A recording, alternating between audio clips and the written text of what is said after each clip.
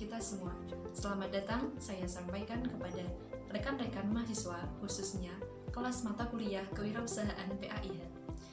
Pada kesempatan kali ini, kami akan menyampaikan cuplikan video mengenai tantangan dan peluang edupreneurship. Pada video kali ini, rekan-rekan semua akan menyimak tentang bagaimana dan apa saja peluang-peluang dan tantangan yang ada pada edupreneurship. Sebelum itu, kita ketahui bahwasannya di era serba modern ini, banyak masyarakat yang sudah menyadari tentang pentingnya pendidikan. Di samping itu, kesadaran masyarakat akan pentingnya pendidikan menyebabkan atau mengakibatkan banyaknya timbul bisnis-bisnis di era pendidikan. Oleh karena itu, pemerintah melihat banyak mahasiswa atau melihat banyak sarjana-sarjana pendidikan, tentunya pemerintah menaruh harapan penuh kepada mereka agar mereka berani untuk terjun dan berkembang di sektor bisnis pendidikan. Namun di samping itu, sebelum kita terjun di bisnis pendidikan, tentunya kita harus mengetahui tentang apa saja sih peluang-peluang di pendidikan atau peluang-peluang yang ada di bisnis pendidikan dan tantangan-tantangan apa saja yang akan dihadapi oleh bisnis-bisnis di pendidikan. Nah, kali ini rekan-rekan mahasiswa semua akan menyaksikan cuplikan video singkat mengenai tantangan dan peluang edupreneurship. Selamat menyaksikan.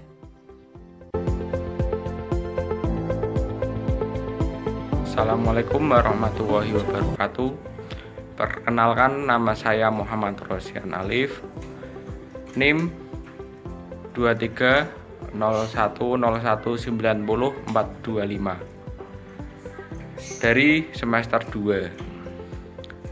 Di sini saya akan menjelaskan tentang pengertian edupreneurship.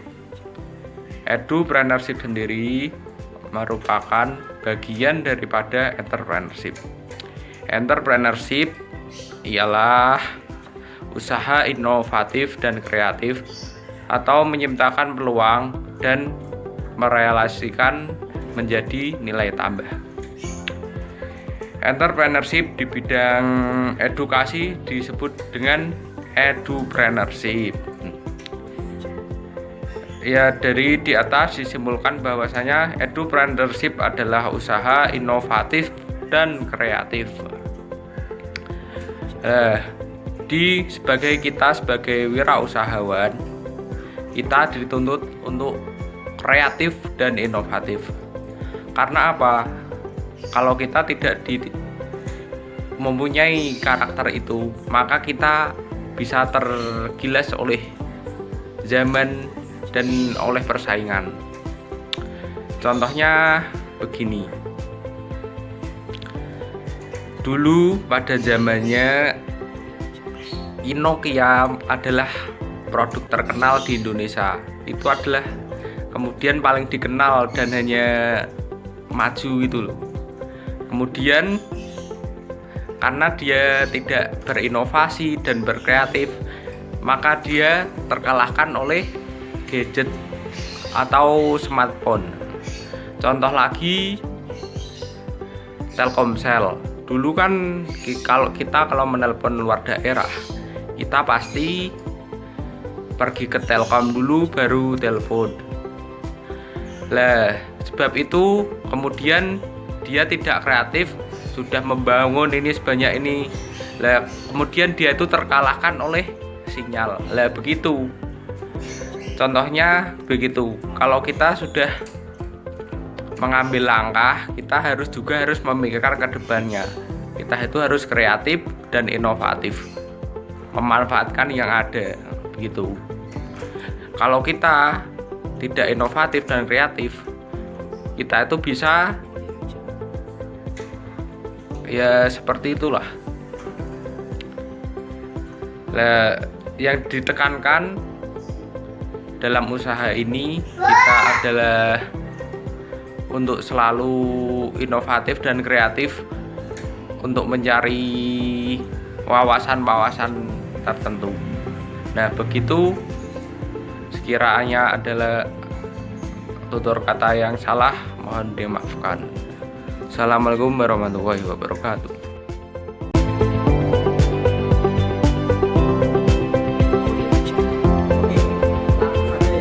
Di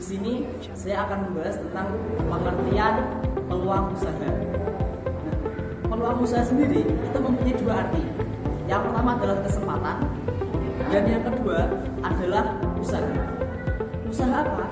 Usaha yang diartikan sebagai upaya seseorang untuk mencapai tujuan atau sesuatu yang dia inginkan. Nah, secara sederhana, peluang usaha itu diartikan sebagai kesempatan seseorang untuk mencapai apa yang ia inginkan atau yang ia tuju dengan memanfaatkan sumber daya yang dia miliki.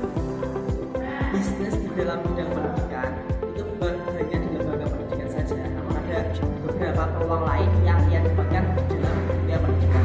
Nah, di dalam peluang berusaha itu, di dalam dunia pendidikan ada beberapa macam. Yang pertama ada les privat. Les privat di sini itu sangat membantu si anak dalam menunjang prestasi dalam dunia sekolah. Jadi les privat di sini tuh dibutuhkan orang tua untuk menunjang prestasi si anak. Nah, yang kedua ada les kalistung. Les kalistung di sini tuh hampir sama seperti les privat. Namun bedanya kalau les kalistung itu lebih condong pada baca tulis hitung. Kalau les privat itu semacam ada IPA, IPS dan lain sebagainya.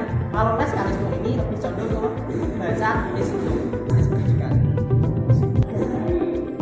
Terus yang nomor 3 itu ada kursus bahasa asing. Nah, di sisi lain untuk mendapatkan pekerjaan, les bahasa asing atau belajar bahasa asing itu sangat dibutuhkan di dalam dunia bisnis. Nah, jika Anda memiliki kemampuan bahasa asing atau mempunyai kemampuan dalam berbahasa, Anda bisa mengajak teman-teman Anda dan membuat sebuah kelompok bisnis untuk menjalankan bisnis ini, bisnis bahasa asing. Yang keempat itu ada les kursus komputer. Nah, zaman sekarang ini tak sedikit seseorang yang sulit mengoperasikan komputer.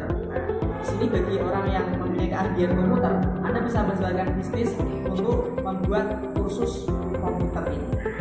Nah, yang kelima ada bisnis penulis buku. Nah, di zaman yang serba digital ini, itu tak sedikit para penerbit itu yang mencari para penulis buku, bukan seorang penulis yang mencari sebuah penerbit. Jadi jika kita mempunyai tulisan yang baik, kita dicari para penerbit, bukan kita yang mencari penerbit. Nah,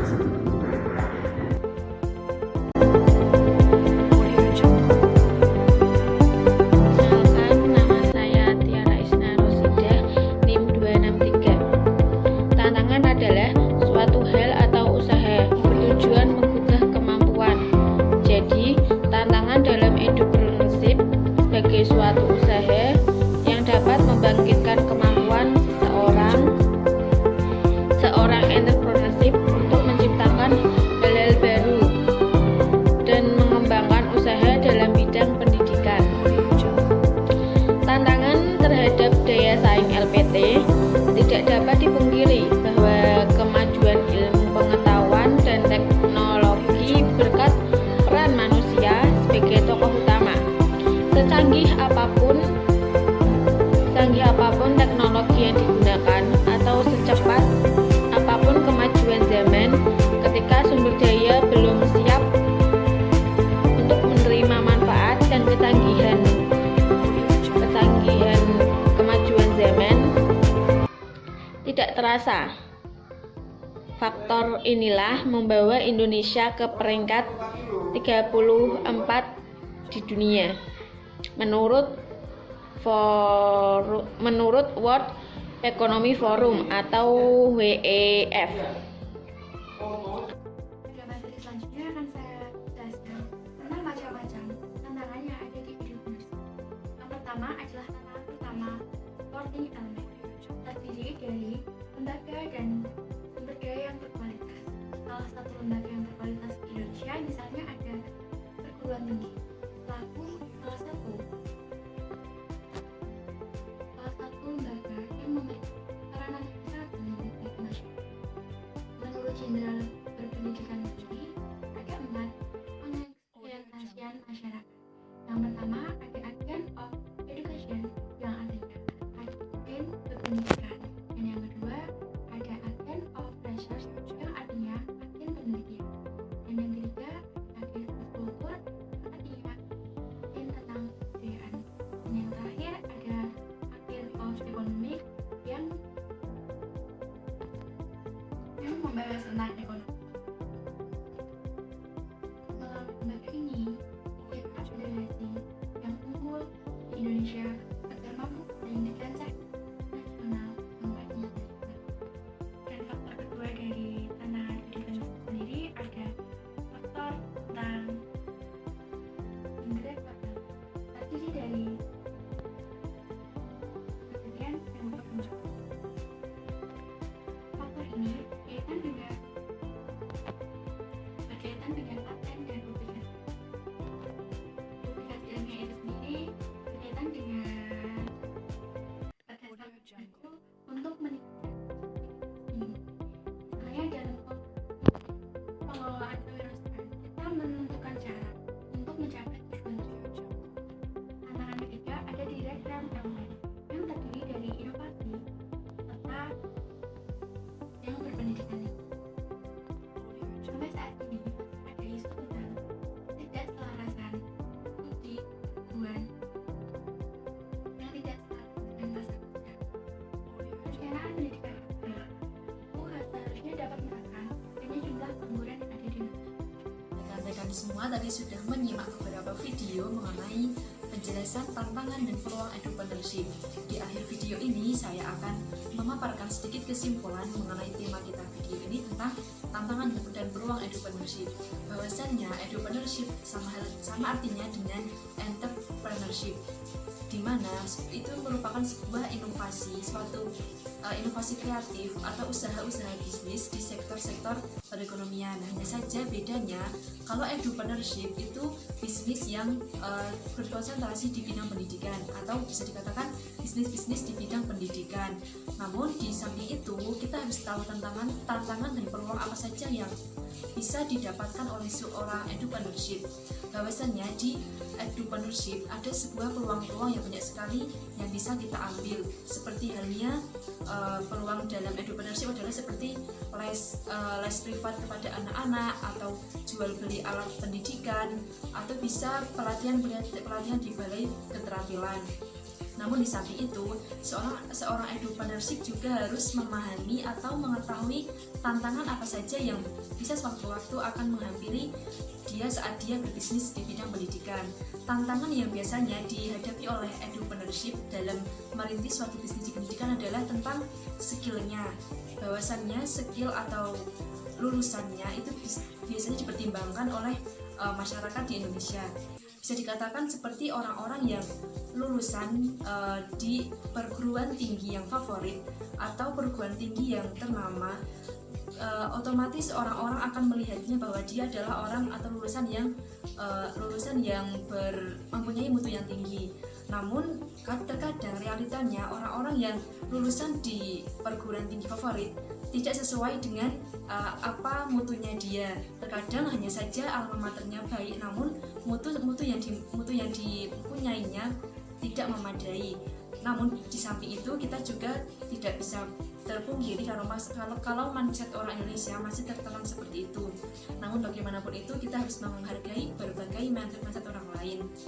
Yang perlu kita lakukan, kita selalu mengasah skill kita masing-masing.